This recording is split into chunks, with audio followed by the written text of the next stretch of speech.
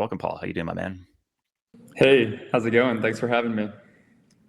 Stoked to chat with you, man. I have this sort of like deep intrigue in talking to a founder who's like, oh, I see a huge opportunity and incredible competition. I want to go throw myself into that mess. Uh, and just try to see if you're absolutely just insane or if you just see something that maybe I don't. So, I mean, clearly, token trading, incredibly competitive. I'm very curious what gap you saw in the world that made you say, I'm all in on FOMO. Yeah, others say you're insane, but I guess you don't think you're as insane as others see. Um, Delusional, maybe? I don't know. Maybe a little delusional. Yeah. Obviously, there's a lot of trading platforms. I don't think there are any like FOMO. I think there are some competitors in the market that have different, like some of the different features that we have. But the conglomeration of those features are really important. And I think you had Sayung, my co-founder, on the podcast a few months ago, and he kind of spoke about this a little bit. But I really think that the social discovery features are really key here, but also having a product where you could trade any asset on any chain. And this is what's really exciting about the recent Base launch. I know we'll get into that a little bit. We were talking about it, but Base is huge. And honestly, the support from that community was overwhelming, but it is the first of many ecosystems we will bring on the platform. And we don't see adding each ecosystem as linear. It'll be kind of exponential as once you have all of the ecosystems and all of the chains that retroactively launched before we launched, then going forward, we could add all of these new ecosystems before we launch, and then we have every asset on every chain. And that's kind of the vision. Have one place that is a trading app for the rest of us. It's super easy to onboard to. You have access to any asset. And as other assets in TradFi come on chain, right? Everything's going to be tokenized, equities, real world assets. Obviously, you have perps and prediction markets on chain rails. So pretty much giving everyone access to anything they desire in one place in a really easy format. But then also the ability to see what your friends are trading and discover new assets. Because a lot of these trading platforms, the discovery happens in a separate platform. It's either on Twitter or it happens in these closed Telegram chats or in these Discords or on Reddit. But to have a place where you can in real time track and discover these new assets on a feed or what your friends are holding, it's a pretty beautiful thing. So I like sort of a shorthand of being able to sort of understand an app or a company's differentiation in sort of like I think they call it the rule of threes. Like maybe you're not unique on any one individual, but it's sort of the bundling of three sort of unique angles. I think they call it the three uniques if you're in the sort of strategy world, right? Those three things come together to create something unique. So if like, what are the three unique sort of strategic angles that define FOMO?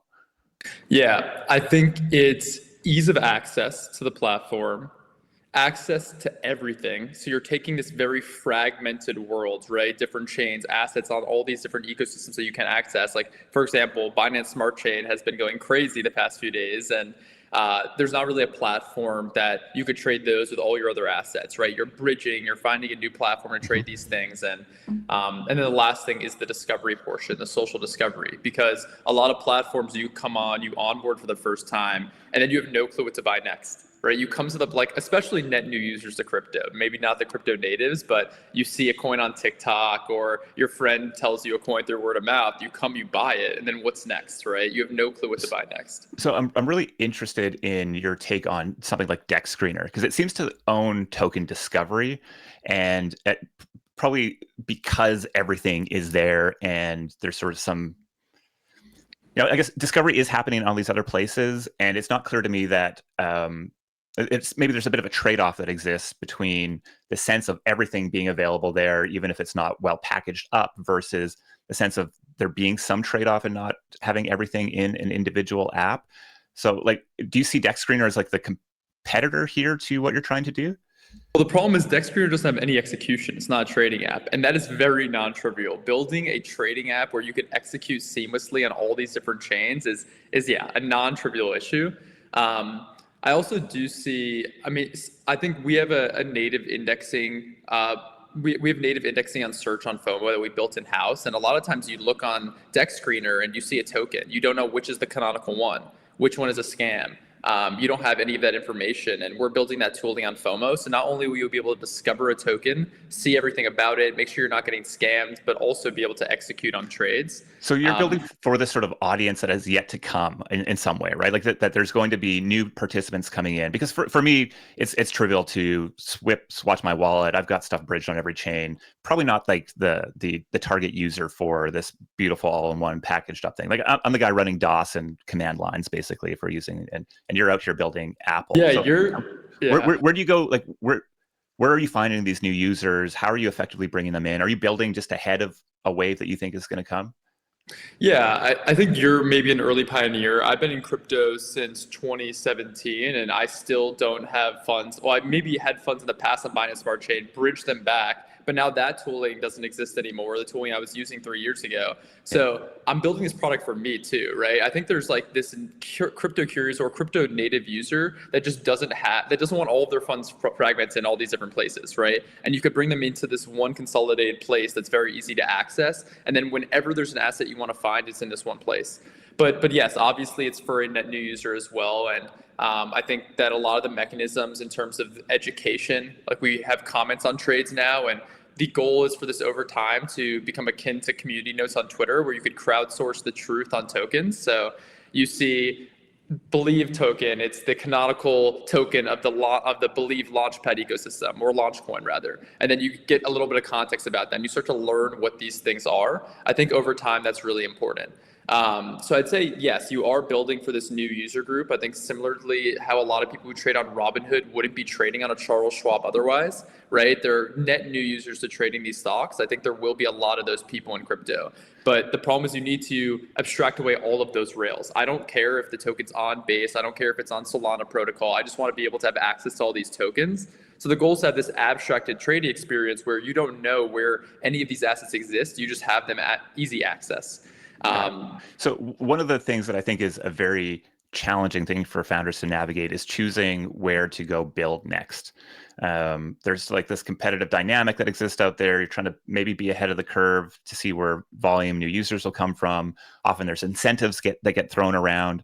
And so, and there's sort of this cultural dynamic that exists too. Like there's a sense that certain products fit better into certain ecosystems and the cultures that have emerged there. And so I think you guys were on Solana and then have announced and then have since launched on Base, if I'm correct. Yep. And yet probably would have been the smartest thing to go launch on Binance Chain instead of Base right now. I'm curious how you're sort of navigating, figuring out where to support next. How are you making those decisions? Yeah, be updated. I think we'll be adding chains much more rapidly now. The first one is definitely the hardest because you figure out all the infrastructure there. And I think you'll be seeing support from FOMO pretty rapidly now. And it's going to be pretty exciting to see how fast that moves because I don't think there's any application that's not a centralized exchange that is going to have as many assets as us very soon. Okay. But yeah, it's honestly just attention shifts so fast. It's hard to predict these things. And specifically for the first asset launch or the first, ecosystem expansion, there's a lot that goes into that, right? From go-to-market prep to just like understanding how we can have the best possible execution, right? I think there's some barriers that we're breaking, and literally the infrastructure and technology is being built with us in cohesion with our partner in real time. Like the technology doesn't exist for us to build a seamless multi-chain experience, and we're doing that in real time, and it's pretty exciting. So yeah, I think like maybe a month ago, BSC wouldn't have been the right choice, and it is now. Or even a couple weeks ago. Will it be in 2 weeks is the other question, exactly, right? That's the question. But it doesn't matter once you have everything. So right? I think that's the whole. I think Jeff Bezos has a great line around, the challenge of predicting the future. And instead of trying to change or to decide what is going to change, you're trying to figure out what's not going to change. And so I'm curious, in your view, what is not going to change? And that's sort of absolutely core to how you're building your product. People are going to want to trade something. And I think the narratives continue to change, whether it's meme coins. Meme coins are pretty broad category. I'd say like better name is attention-based assets, but like internet capital markets, right? Could be, or at least the early phrase of internet capital markets where it was like the Believe coin stuff was more of a meme coin, but there will be actual internet capital markets, right? Where you have equities and all these things coming on chain. You will need a one-stop shop to trade all these assets. And the problem with a lot of centralized exchanges, it's very limited assets, right? You have like 80 to 100 crypto assets, even on a Robinhood or a Coinbase, where there's millions of on-chain assets, right? And you obviously should be somewhat opinionated at what you show the user in terms of being able to mitigate scams and all these other things. But I think what won't change is that there will be something people want to trade, and they'll want to be able to discover new assets always. So I And think that's that choosing that safety layer is one that is a really interesting topic to get into, because I think it's very easy for me to agree with you that that is like, yes, protect me from the duplicate scam bullshit. But the trade-off there is that you're probably going to be later listing these things, and there's such a demand for being like, I mean, I showed some stats on sort of the 4.meme growth of their launchpad over the last 30 days, and it is insane. And there's this game of kind of just trying to be early to a new token just seems to be the thing that people are chasing. And so, do you, like, is it taking? How do you get all the tokens there quickly enough to really deliver on that promise to people? Yeah, you hit the nail on the head. You basically don't be opinionated in terms of what people can buy, but be opinionated in giving them as much information as possible. So we tell you this is probably a scam. If you still want to buy it, you can buy it. It's all there. It's all on chain. You have all access to the information. We're just trying to provide you the best possible information. And if you want to buy it, the best possible way to buy it, right? To discover these new tokens, etc. Yeah, I think that is the trade-off, and I think you kind of hit the nail on the head there. But I don't think it has to be a trade-off, and this is the trade-off a lot of centralized exchanges make, right? They don't list those tokens; you don't have access to them. So that's exactly why we're building FOMO. You want access to anything you want, but we will still tell you if something is likely a scam, if there's a concentration in top holders, if there's low liquidity, if there's a freezable or a mintable token, etc. Can you tell me a little bit about how you're approaching doing that at scale? Like, is there a ton of automations you're building in the background? I mean, it feels like this is just where AI can really be an absolute beast of Exactly. a super tool, but how are you guys structuring that? Yeah, and this is definitely a massive product feature. I think it's something that new users will just expect. It's like one of those one of those features you need to get really good at, and it just like no one rewards you for it. Just you need that as a baseline. But yeah, there's a lot of really good tooling. There's partners that have gotten really good at like hunting and finding a lot of these scams or some concentration warnings, et cetera. Those will be served in app. We'll use AI to already get better.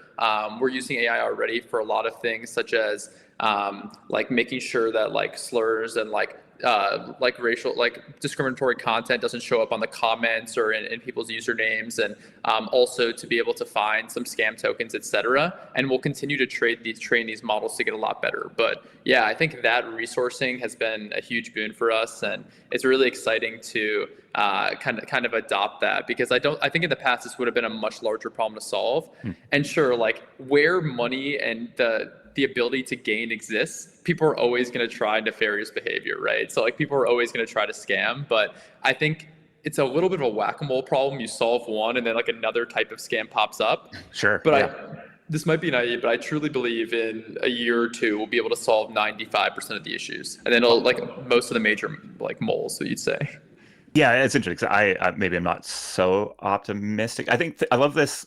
You know, if we talk about AI for a second, there's sort of this like real obvious fear people have because I guess where it might disrupt becomes pretty obvious. But I do think this sort of like make the internet safer, which seems like a loaded term here. But you know, I was talking to a guy who runs a satellite company, and they're able to see when trees are cut down in the Amazon, and all of a sudden you have visibility into things that you would never have before. And so I see that similar dynamic probably at play here, where you're able to actually learn faster, get better at being able to sort of identify the scams, the issues with it. And then on the flip side, I think, my God, like a scammer with, you know, this crazy intelligent superpower, like what are they going to come up with next?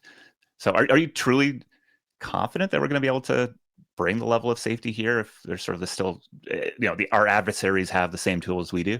Yeah, I mean, not only do will people learn through tooling, but they learn through analogy, and they learn by doing. And this is Sure. the beautiful thing about FOMO, is that you have full transparency. Like you could be a pseudonymous, you could be anonymous, so I don't know exactly who you are in real life, but I have full visibility into everything you're doing, right? I have like full view into notional balances, etc. So people not only can learn how to maybe not follow certain people if they're following scams, you learn that over time, but you also learn how to be a trader. And this is really funny. My dad, he got on the platform, he didn't even tell me. He just wanted to, he just was like, what is my son building? And in the first 2 months he made $6,000 without me even telling him a single thing, from like onboarding like $500. He 10x. Then basically he did it by following top traders and following some notifications. And it's really interesting. And that was kind of one of the first moments where like, okay, we're on to something. Because if you're a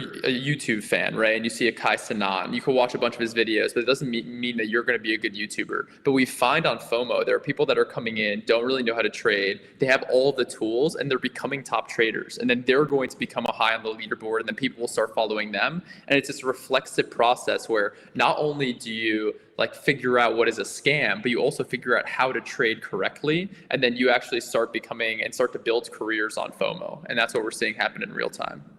So I'm curious about the social dynamic because I think it is one of those areas where it's really easy to say, oh, there's something really interesting there. And yet I think the execution of that can be really challenging. And we've seen copy trading from things like eToro in the in the stocks based world. I think we're seeing Farcaster, I think, in a large part, kind of stepping into this as well. Maybe a far more social first, but obviously their wallet and trading and notifications is a really big piece of it. And I think I saw a bunch of them out there talking to traders recently. And then interface, bringing sort of building the social network directly on top of the chain and seeing what can get exposed there. And I guess I'm really curious, is this sort of feed-based, transaction-based social object the future here, or is this sort of like the start of the social dynamics that will exist in these markets, and that you sort of think they're going to evolve in new and interesting ways? It feels kind of copycatting. We're in this feed world right now, and let's just put in transactions into this feed world and a follow graph into this feed world. But I don't know, is there something new that emerges here that you guys are working towards? Yeah, I think it's inherently different. I think a lot of people who have tried to do social and crypto are building skeuomorphic applications. Let's build a Twitter-like social graph on chain. Let's like just do a feed of all the information coming from on chain, etc. But what crypto has found product market fit in is value transfer. It's transfer of stable coins. It's the best rails ever created for transacting the token, right? And this is why it's eating stable coins. This is why digital assets will eat the world and everything will be tokenized because it's just more efficient. So whatever the social layer built in crypto should be focused on its native use case, which is value transfer. And that's what's beautiful about FOMO, is that the atomic unit is not just a swap, it's the entire trade. And you get this beautiful view into transparently into what every single person is doing. So, but you're also integrating the trading layer too, because you also want to be able to execute on the information. So I think a great way of thinking about it is there's a bunch of different social products, like some are skeuomorphic. They're just trying to bring information on chain, like maybe port over a public social graph, which I think is great. I actually wish inherently Twitter did that, but I don't think it's enough to move people to this new social graph. But things that inherently focus on the value transfer will. And then transparency is another key piece here, because there's some exchanges that have information either you don't know, you either can't follow or execute the trader, or like it's opt-in. So you place a trade and then you could write a comment on the feed, etc. But on FOMO, what's beautiful is there's no confirmation bias because everything's automatically generated. If you place a trade and it's high enough notional, or if you're a top trader on the platform, it will automatically be put on the feed, right? So it's not opt-in, which is beautiful because you have full transparency to the information there. And the final thing I'll say is, and this is one of the first reasons Say and I got together to start to build FOMO, is our feed is very high signal to noise ratio. You look at all these other applications that have done feeds in the past, even eToro and Webull, right? Ones that are not in crypto, but just generally like more in TradFi. And there's so much noise. This person bought this stock. This person minted this NFT. This person bought 0.05 ETH worth of this. And none of that matters. No one cares. People want information that is inherently either going to be entertaining for them or even more importantly going to make them money and better traders, right? So we have a custom algorithm that we're constantly augmenting on FOMO, and this will be one of our competitive advantages, and it's very, very high signal. So only top traders, very high notional positions are there, and that is specifically enabled by the transparency, because you know it's high notional because you can actually see that this is a highly impactful thing. I mean, there was that whole screenshots going around of people making token calls and having 50 cents worth of capital on the line for it, which I think is funny. Yeah. Are you cool to hang out for a little bit? I think we're having a hard time tracking down our next guest. And dope. Okay, so I want to maybe step out of purely your world. It's still in your world. I think this idea of speculation as a sport is really fascinating to me. I think Kyle Samani was on the All In Summit recently, kind of talking about speculation coming into all of our screens and dynamics, whether that's sports betting and Polymarket on the NFL stream, or it's right in. I think there's a screenshot that was going around recently, and we actually have a couple founders that are building something out like this, where it is the two perps deck screens on the big screen, and people are battling it out over an hour-long trading session. And so to me, this does very much feel like the trend is speculation as sport, speculation as fun, as competition, and that's probably going to come into all these places where we wouldn't expect them. Like, I think the idea of thinking about how markets come into Twitter is really fascinating to me, or how they come into more natively into something like TikTok. I'm curious what your thoughts on that are. Like, is this the trend that's going to continue? And are we thinking big enough here? Maybe is a question for me. The answer is yes. I think that we are definitely going to see that integration. I think this is one of the biggest issues now. Specifically, Polymarket has one of the most massive mindshare to usage ratios you could think of. They are basically a news outlet, right? They're a major news outlet. They're predicting information before the mainstream media, and people love following that content on Twitter. If I had $1,000 on my Twitter, I'd be betting on these markets all the time. But I've never onboarded to Polymarket, and they have made it easier, and I think that team's great.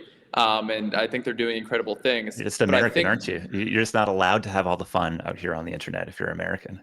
Yeah, exactly. Yeah. And I think one beautiful thing is, think about this. What's the first thing you do when you make a sport bet or you bet on the election? You send it to one of your friends. I think it's inherently a social thing, because where you're buying a coin most of the times for to increase in monetary capital, a lot of the times you're buying a market or betting on something, a sports team, to grow in social capital, right? Like, I'm betting on the Yankees because I want to show that I'm a Yankee fan and I want the Yankees to win, or I'm betting in this election, etc. So this is kind of a little bit of a window into where FOMO is headed. But imagine I could go to your profile and see everything you bet on, right? All of your sports teams. I could see all of the elections you bet on. The social feed becomes a place where you're getting access to this information, but then I could buy and bet on it in real time, right? You have a custom algorithm, so you're seeing the content that you want and you're able to execute it. The visibility in the social piece, I think, is what's missing, and it's really important, and it's currently fragmented. But yeah, I do think we see kind of the cohesion of media and being able to trade and execute over time, and that's exactly why we're building FOMO. Yeah, I think some of the most interesting content format that I've seen emerge recently is, I think, coming out of the prediction market space. It's live streaming plus market screen, and people kind of just, I don't know, diving into and exploring the markets. And it is weirdly compelling, both from I think a live experience, but also from creates incredible clips, especially if they get things right. So we've heard that X is going to be integrating a wallet and transactions, and it just seems like the most obvious thing, right? I'm curious, does that just I guess the big question I'm always asking myself is, do the incumbents win? Like, is this truly a disruptive technology? I guess maybe where is this a disruptive technology and where is this an extending technology? Um, if Twitter all of a sudden has a wallet and markets and transactions, is FOMO still the big opportunity you see it as today? Yeah, we'll have to see how they integrate it. I think it's definitely interesting. I think it's where the world's headed. It'll be interesting to see whether they allow you to trade anything, whether they allow you to bet on certain tweets, whether they allow Sure. full visibility into the notional balances of what everyone's doing, right? But the world's moving, and I think one thing that we've noticed is platforms have to be purpose built for its use case. And you could be a behemoth of a company and have resources, and then you add features that some new incumbent has grown and people have grown to love on that platform, and it completely flops. And it's because the other features of the application aren't symbiotic with the new features you're Right. building. And what's beautiful about FOMO is it's not like we built a product, we kind of got lucky on or like we built a separate product, we have a bunch of money, and then now we're trying to like pivot or add parts of the product to grow the ecosystem. We know where we want to be in 20 years right now, and we're building and laying all of the foundations for us to get there, right? I love it. Yeah. It's like, I see the future, baby, and I'm pushing towards it. Yeah, I Yeah. think, it's like the Facebook, Instagram, Snapchat Reels example is maybe a counterpoint here, um, but that was really just an extension of the types of media or the job to be done there. And I think I've been on record saying I'm really not super bullish on the idea of social networks becoming, or of wallets becoming social networks. I think that there's just a very different promise and expectation that is delivered there. And so, I think Phantom going into perps and Phantom going into stable coins, like that feels very natural to me. But Phantom going into being, Twitter or, Farcast or whatever doesn't so much. And so I think it feels like social networks into markets feels more natural to me. Exactly. Yeah, I think it's going to be interesting to see how that plays out. You also need to start. It's so, for example, if you have a closed off trading application and everyone has their own balances, and then all of a sudden you turn on this feature where you could opt into that, or it's not enough people are going to opt in initially, and then the Right. people that did opt in will start to get discouraged, right, Yeah. and turn it off. It's really hard to start that flywheel, and I think it has to become a norm in the product from its foundations. Yeah, I there's a think new that's type really of important. creator that needs to emerge for these things to have longevity, Exactly. right? Like it's a new content type, a new dynamic, new social hierarchy game to go play. And it is interesting. Like right now, most of that is, fake flexing on Twitter and maybe in some group chats. And uh, yeah, I mean, I think we underestimate how valuable trusting the subscriber number on YouTube is, or the number of comments or the number of views is there. Like if, sure, you can game it, you can bot it, pretty obvious when you go do that. But absent that, there really wouldn't be metrics to sort of measure a Mr. Beast versus an 11 a.m. on YouTube, and that, I guess, leaderboard dynamic, I think, is pretty key. All right, man. Well, I appreciate you hanging out with us a little bit longer here. I think again, these markets are fascinating to me, and I think I come into these conversations in the back of my mind always being like, is this a founder who's very opportunistic, or do they hold a big vision? Maybe that's just the early stage VC mindset that I have here. And especially when it's a super competitive market, having just this like audacity to say that this is not right and I see a better future, I think is an absolute key criteria for a founder to have. And when you start talking about 20-year visions here, I think that's a great sign. So if you haven't given it a shot yet, it's at TryFOMO on Twitter. You can go and download the app. Go move yourself up that leaderboard. Go be the cool creator. Cool creator. Fuck, man, that's such unk move here for me already. I mean, you guys have. Come on, you gotta do a better job selling the platform. Okay, you do it. Give me the pitch. Give me the pitch. No, come on, try FOMO. Come trade with us. You'll have access to any asset you desire. No external wallets, no bridges, instant access to any asset. And yeah, you discover your top traders and new strategies through there. So yeah, would love to see everyone on FOMO. And it's still early. It's time. If you get on FOMO now, you still have the cloud. So excited to see everyone there. Thank you for doing a better job there. I didn't want to leave you off with my unk pitch for TryFOMO. So, all right, Paul. Appreciate you, brother. All right. Have a good one. Bye.